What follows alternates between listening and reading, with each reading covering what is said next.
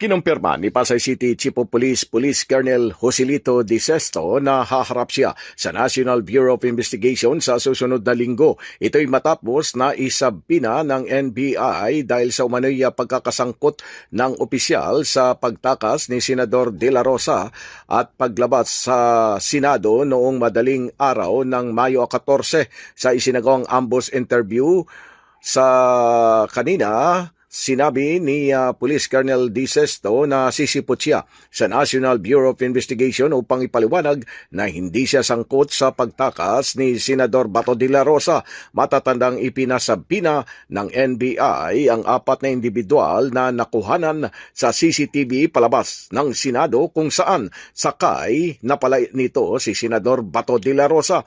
Kabilang sa mga ipinatawag ng NBI sina Suspended Senate Sergeant at Arms Mau Aplaska, Deputy Chief of Staff ni Senador Robin Padilla na si Jen Robles at tiyuhin ni Padilla na si Virgilio Carino. Pilipinas mula sa Senado, Silvestre Rambulabay, Radyo Kayumanggi.